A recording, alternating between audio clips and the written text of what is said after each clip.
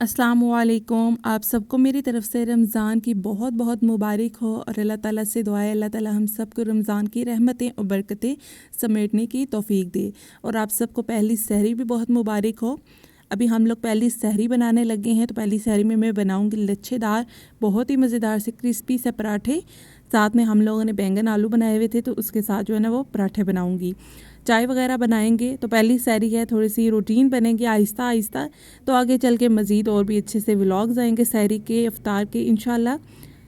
यहाँ पर मैंने सबसे पहले पेड़े कर लिए हैं। तो हम लोगों ने 4 ही रोटियां बनानी है, तो इस वजह से मैंने 4 पेड़े किए हैं। पेड़े करके अब मैं इनको जो है ना 4 तरीक़ों से अलग अलग तरीक़ों से जो है ना पराठे बनाऊंगी। तो आप लोग गौर से देखिएगा कि मैं कैसे जो है ना 4 तरीक़ों से ना अलग अलग से लच्छेदार पराठे बनाऊंगी। जो भी तरीका आपको, जो भी वे ईज़ी लगे आपको, वो आप उससे बना सकते हैं। सहरी में ऐसे पराठे बनाएं बहुत अच्छे लगते हैं। और देसी घी के पराठे तो वैसे भी बड़े ही कमाल के लगते हैं।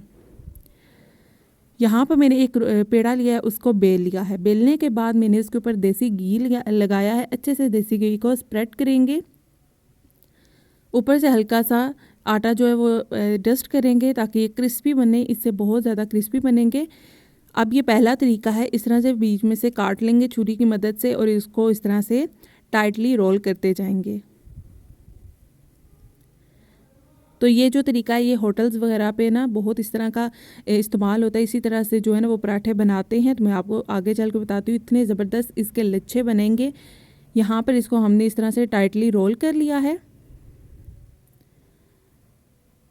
अब हमने इसको पकड़ कर इसको जो है ना नीचे की तरफ हमने दबाना है। तो हमारे जो देखिएगा किस तरह से लच्छे जो हैं वो बनेंगे। ये देखें, इस तरह से आपने दबाते जाना है। ये देखें ज़बरदस्त हमारा पहला पेड़ा तैयार हो गया। ये देखें कितने मज़े के इसके बल आए हैं, लेयर्स आई हैं। बहुत ही लेयर्स वाला ये पराठा बनेगा। अब मैं आपको दूसरा तरीका बताती हूँ।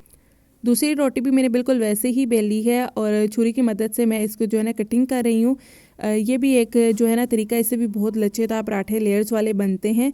ये थोड़ा सा प्रॉब्लम इसलिए हो रहा था कि ये चिपक रहा था छुरी के साथ आटा, इस वजह से ये थोड़ी सी कटिंग सही नहीं हो रही थी।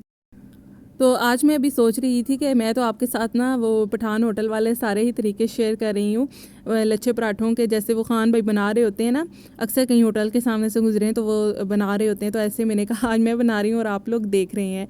और ऐसा किस किस के घर में होता है कि सहरी का टाइम हो रहा होता है और अम्मी जो है ना भाई को जाकर कहती हैं कि बेटा बस 5 मिनट रह गए, जल्दी से उठ जाओ। हालांकि अभी 1 घंटा रहता होता है। तो बताइएगा ज़रूर। हमारे घर तो ऐसा ज़रूर होता है। मेरा भाई भी जो है ना वो भी कहता है अम्मी जो मर्ज़ी हो जाए, मैं भी टाइम से ही उठूँगा। अब यहाँ पे मैं तीसरा पराठा बना रही थी और तीसरे पराठे में मैंने सेम वैसे ही रोटी बेली। और अब इसको हम लोग जैसे बचपन में वो पंखा बनाते थे ना कागज़ का, बिल्कुल वैसे ही इसकी जो है ना ये लेयर्स बनाते जाएंगे। देखें कितने इजी पराठे हैं, देखने में भी बहुत इजी हैं, खाने में भी बहुत मज़े के हैं। और देसी घी से तो और मज़ा जो है ना इनका दुबाला हो जाता है। मुझे तो सादे पराठे अच्छे ही नहीं लगते, इस तरह के जो है ना वो बड़े ज़बरदस्त पराठे लगते हैं, लेयर्स वाले लच्छेदार पराठे। तो ये देखें इस तरह से आपने इसकी भी लेयर्स बना लेनी है और इसको भी इसी तरह से रोल कर लेना है। तो मैं 3 पराठे बनाऊँगी और 1 खुश्क रोटी बनाऊँगी, क्योंकि अम्मी जो है ना वो खुश्क रोटी खाती हैं। तो बस इस तरह से हमारे जो हैं वो पराठे तैयार हो जाएंगे। यहाँ पे बस मैं आपके साथ शेयर कर रही थी तरीके। तो ये सिंपल, ये सबसे सिंपल है कि आपने सिंपली इसको रोल करते जाना है। सेम वैसे ही देसी घी वगैरह लगा कर मैंने रोल कर लिया है। रोल करने के बाद इसको थोड़ा सा लंबा करेंगे और यहाँ पर इसकी इस तरह से गोल बनाते जाएंगे। ये भी बड़ा लेयर्स वाला लच्छेदार पराठा हमारा बन जाएगा। और इनको बिल्कुल हल्की आंच पर मैं पकाऊंगी, बहुत तेज़ आंच पे नहीं पकाने, ये जल जाएंगे और इनकी लेयर्स भी इतनी क्लियर नहीं होंगी और वो मज़े के नहीं लगते। ये देखें हमारे सारे पेड़े हो गए हैं, बड़े ज़बरदस्त लग रहे हैं देखने में भी। आप लोग भी ज़रूर इसको सहरी में बनाएं। अब हम पराठे बनाना शुरू करते हैं, क्योंकि साथ साथ फिर चाय भी बनानी है। और मौसम तो बड़ा ही कमाल का हो रहा था। आज बारिश हो रही थी, हल्की हल्की सी रिमझिम हो रही थी। और मैंने तो अपनी लाइफ में पहली बार ऐसा ठंडा रमज़ान देखा है कि पहला रोज़ा इतना ठंडा। वरना हम लोग जब से रोज़े रखने शुरू किए हैं तो गर्मी से ही हमने देखे थे, जून जुलाई अगस्त के रोज़े। तो फिर जो है ना वो काफ़ी गर्मी लगती थी इस वक्त, और ज़ाहिर प्यास वगैरह भी। तो अल्हम्दुलिल्लाह जो है ना पहला रोज़ा था और रिमझिम भी अल्लाह ताला ने कर दी थी। यहाँ पर देखें कितना गोल और ज़बरदस्त मेरा पराठा बना है। अब मैं इसको देसी घी में पका लूँगी और साथ में ना दूध वगैरह गर्म हो रहा था, चाय वगैरह भी अभी बनानी थी। तो आप लोगों की पहली सहरी कैसी गुजरी, क्या क्या आप लोगों ने पकाया खाया, मुझे ज़रूर बताइएगा ताकि मुझे भी कोई आइडिया मिल जाए, मैं भी वही फिर बनाऊं और अपनी फैमिली के साथ जो है ना वो इंजॉय करूं। क्योंकि एक दूसरे को बताने से ही जो है ना वो शेयर करने से आइडियाज़ मिल जाते हैं कि हम लोग भी कल ऐसा ही बना लेते हैं। तो बस अब मैं झटपट से पराठे बना लूँगी और साथ में जो है ना दूध भी रख दिया था तो दूध पत्ती बनाऊँगी। इसमें मैंने पत्ती डाल दी है दूध के अंदर और ये चाय भी बन जाएगी। दूसरी साइड पे अम्मी जो है ना वो पराठे सेक रही हैं। मैंने कहा अम्मी आप वो सेकें, मैं थोड़ी सी चाय पका लूँ और फिर हम लोग सैरी करेंगे मिलकर।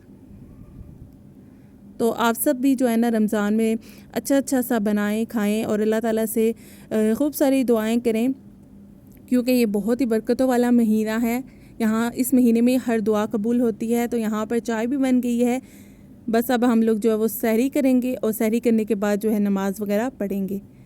सहरी हम लोगों ने मिलकर कर ली थी और फिर यहाँ पर मैंने नमाज़ पढ़ी थी। अब नमाज़ वगैरह पढ़ के जो है ना थोड़ी सी कुरान पाक की तिलावत करेंगे, क्योंकि सुबह बहुत अच्छा टाइम होता है इन सब चीज़ों के लिए, कुरान पाक वगैरह पढ़ने के लिए। फिर दिन में जो है ना वो इफ्तार के लिए और बाकी कामों में जो है ना इंसान बिज़ी हो जाता है, तो टाइम बिल्कुल नहीं बचता। और रमज़ान में ये चीज़ें तो बहुत ज़रूरी हैं, वैसे भी बहुत ज़रूरी हैं लेकिन रमज़ान में और ज़्यादा ज़रूरी हैं, क्योंकि रमज़ान मेहमान है अल्लाह ताला का, तो ज़ाहिर है उसको नाराज़ तो करना नहीं है। तो यहाँ पर अब मैं जो है ना पारा पढ़ूँगी अपना और आपसे मिलूँगी अब मैं इफ्तार की वीडियो के साथ। आपने बहुत सारी मेरे लिए भी दुआएं करनी है, मैं आपको अपनी दुआओं में याद रखूँगी। अपना बहुत सारा ख्याल रखिएगा, खुश रहिएगा। मिलती हूँ नेक्स्ट वीडियो के साथ, तब तक के लिए अल्लाह हाफिज़ और पहली सहरी बहुत बहुत मुबारक।